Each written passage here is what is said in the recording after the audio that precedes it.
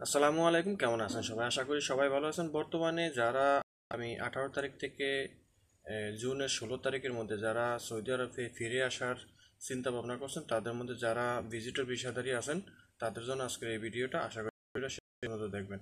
আপনারা যারা এই মুহূর্তে এই ভিডিওটা দেখছেন, তারা অবশ্যই একটা জিনিস মাথায় রাখবেন যে এই ভিডিওর মাধ্যমে যে 18 তারিখ থেকে 16 তারিখ পর্যন্ত 4টি এয়ারপোর্ট আপনারা ব্যবহার করতে পারবেন না সৌদি আরবে আসার ক্ষেত্রে। আর সেটা হলো জেদ্দা, মদিনা এবং তায়েফ, এরপর আছে ইয়াম্বু। এই 4টা এয়ারপোর্ট আপনারা ব্যবহার করতে পারবেন না।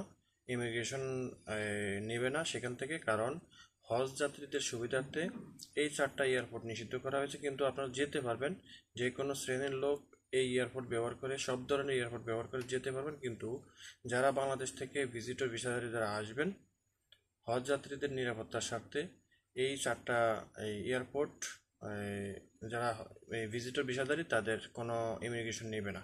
ঠিক আছে?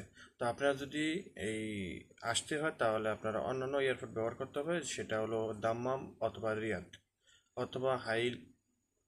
এই ধরনের এয়ারপোর্টগুলো ব্যবহার করে আপনারা সৌদি আরবে আসতে হবে। তো মনে রাখবেন যে জেদ্দা, ইয়াম্বু এবং মক্কা, তায়েফ, এই 4টি এয়ারপোর্ট ব্যতীত আপনারা যে কোনো এয়ারপোর্ট ব্যবহার করতে পারেন। ঠিক আছে? চাইলে আবা ডিস্ট্রিক্টে আসতে পারেন, কিংবা চাইলে আপনারা এই হাইলে আসতে পারেন, দাম্মামে অথবা রিয়াদে আসতে পারেন।